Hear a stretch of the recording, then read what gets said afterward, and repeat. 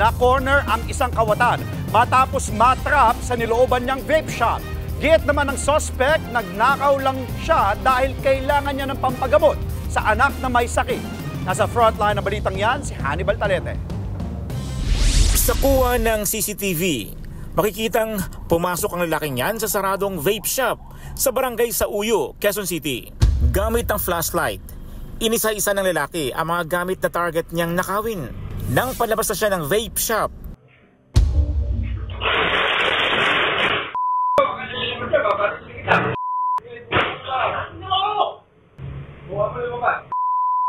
ikinandado ng mga responding pulis ang steel door para hindi makalabas ang kawatan. Napayuko na lang ang magnanakaw.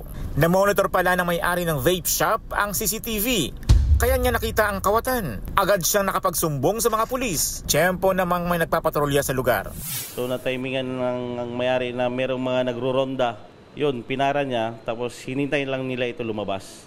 So for safety reason, hindi nila pinasok agad para makita din kung armado itong tao o hindi.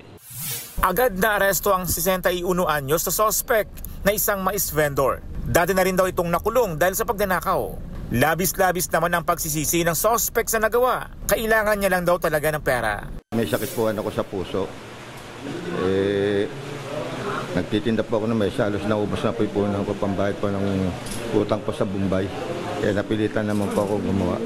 Naharap sa kasong robbery ang suspect. Nagbabalita mula sa frontline. Hannibal Talete, News 5. Mga kapatid, Andre Felix po, manatiling may alam pagdating sa mga mahalagang balita sa loob at labas ng bansa. Mag-follow at mag-subscribe na po sa social media pages ng News 5.